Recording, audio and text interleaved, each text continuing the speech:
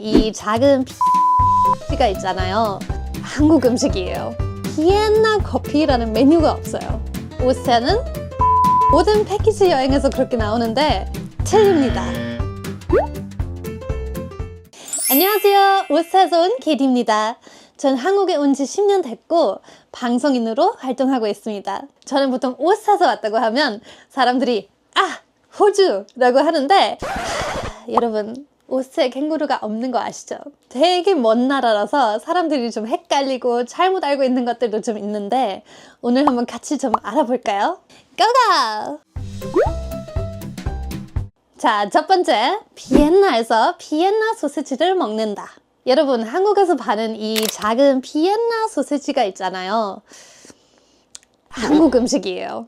오스트리아에도 비엔나 소시지가 있는데 생긴 것도 맛도 완전 달라요. 소고기랑 돼지고기로 만든 엄청 긴 소시지예요. 1805년부터 비엔나에서 팔았는데 보통 빵이랑 케첩, 머스터드, 서양 고추냉이랑 같이 먹어요. 비엔나에 가시면 소시지를 파는 würstelstand이라는 길거리 음식점 많이 보실 수 있는데 유네스코 무형문화유산이에요. 이런 길거리 음식점에서 비엔나 소시지 드셔보실 수 있는데 로컬 꿀팁 하나 알려드릴게요. 비엔나 소시지보다 더 맛있는 메뉴 하나 있어요.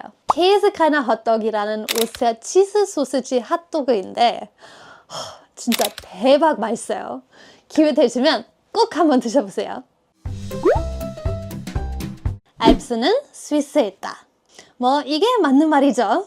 알프스 13%는 스위스에 있는데 29%로 가장 큰 부분은 오스트리아에 있어요. 그거 아셨나요? 모르셨죠? 스위스가 홍보 훨씬 잘해서. 근데 사실 알프스는 8개의 나라 걸쳐 있는데 그 중에 오스트리아는 가장 많은 부분 차지하고 있어요. 알프스는 특히 겨울 스포츠로 인기 많죠. 산이 엄청 크고 슬로프 다 연결되어 있어서 스키나 보드 탈 때 하루 종일 타도 같은 슬로프 2번 타기 힘들 정도예요. 그리고 산에 휘트라는 식당들이 있는데 스키나 보드 타다가 힘들면 이곳에 앉아서 따뜻한 전통 음식 먹으면서 에너지 재충전할 수 있어요. 온천이랑 스파도 많은데 사우나와 수영장은 보통 옷을 다 벗고 수건만 걸치거나 아니면 아무것도 걸치지 않고 들어가는 곳도 많아서 한번 가보시면 아주 특별한 경험을 해보실 수 있을 것 같아요. 물론 알프스 풍경은 겨울뿐만 아니라 사계절 내내 정말 예쁘고 매력적이에요. 동화 속에 나오는 곡 같은 말들이 진짜 많아서 오스트리아에 가게 되시면 비엔나뿐만 아니라 알프스도 꼭 한번 가보세요. 비엔나에는 비엔나 커피가 없다. 이 말 처음 들었을 때 이러고 생각했는데 이제는 이해돼요. 보통 비엔나 카페에서 메뉴판을 보면 비엔나 커피라는 메뉴가 없어요.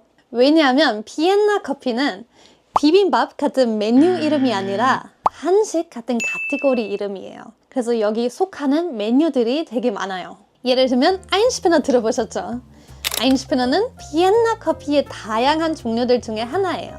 멜랑이라는 커피도 있는데 가벼운 우유 거품이 올라간 커피라서 오스트리아 사람들이 평소에 되게 많이 마셔요. 그 외에도 우유 거품, 생크림, 술, 아이스크림, 슈거 파우더 등등 아주 다양한 재료들 들어간 메뉴들이 많아요. 그래서 비엔나에 비엔나 커피가 없는 거 아니라 아주 다양한 거죠. 히틀러가 독일 사람이다. 이거 오스트리아 역사의 가장 안타까운 점인데 히틀러는 사실 오스트리아 사람이었어요. 원래 오스트리아에서 미술가가 되고 싶어 했는데 성공 못해서 독일에 가서 입당했어요. 히틀러가 수백만 명의 유대인, 장애인 등 죽였고 전쟁에서 상상할 수 없을 정도 많은 사람들이 죽었어요. 그래서 오스트리아 학생들은 이런 끔찍한 일 절대 다시 일어나지 않게 학교에서 매년마다 졸업할 때까지 2차 세계대전에 대해 공부해야 돼요. 그리고 나치의 대학살 부정하는 거 불법이에요. 만약에 하면 6개월에서 5년까지의 징역형 받아요. 오케이, 다시 좀 더 가벼운 주제로. 오스트리아는 오스트리아어를 쓴다.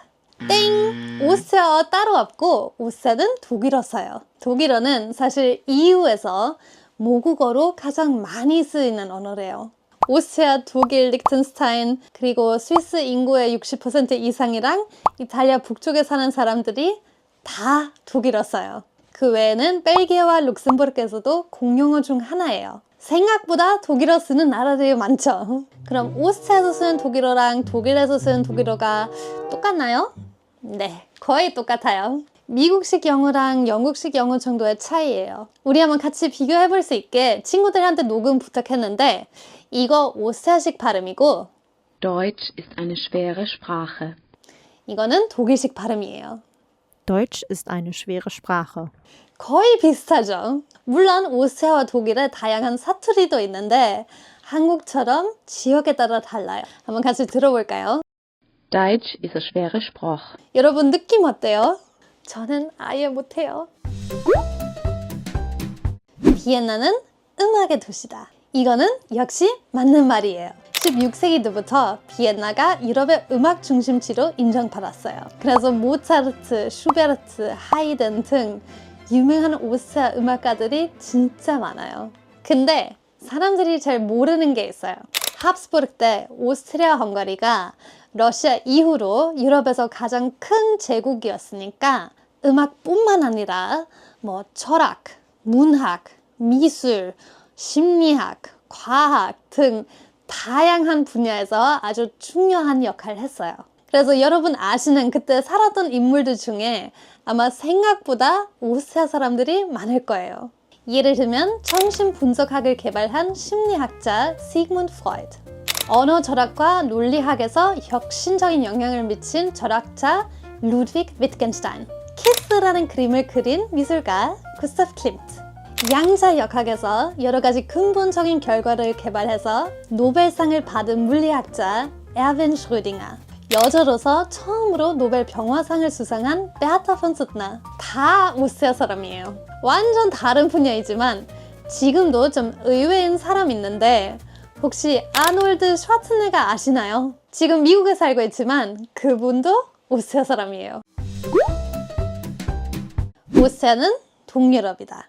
요즘 거의 모든 패키지 여행에서 그렇게 나오는데 이거는 사실 틀립니다.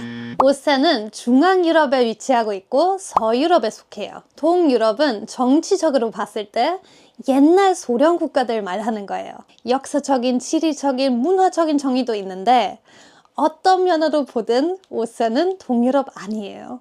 근데 오스트리아가 유럽의 한가운데 있어서 여행 다니기에 진짜 좋은 거 맞아요. 요즘 여행지로 핫한 체코, 헝가리 등을 많이 가지만 주변에 스위스, 이탈리아, 독일 등 볼만한 나라들 진짜 많아서 아주 다양한 여행 코스 가능해요. 레드불은 미국 브랜드다. 레드불은 사실 오스트리아 브랜드예요. 이거 진짜 모르셨죠? 오스트리아 사람인 레드불 창립자 디트리히 마테시츠는 대국 여행 갔을 때 에너지 드링크 마셨는데 그때 아이디어 얻었대요.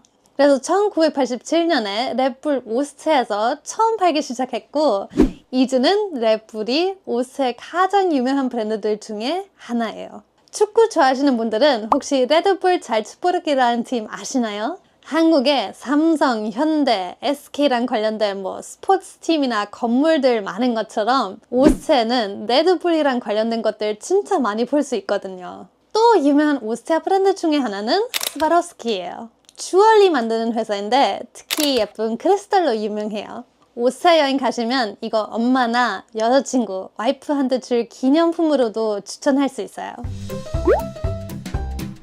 오늘 오스트리아에 대한 오해 좀 물어봤어요. 여러분 어떤 점 가장 놀라웠어요? 오스트리아에 대한 질문이나 더 자세히 알고 싶은 거 있으면 댓글로 다 남겨주세요. 그럼 다음에 파트 2 또 만들어 드릴게요. 여러분 좋아요와 구독 꼭 눌러주시고 다음에 또 만나요. 안녕!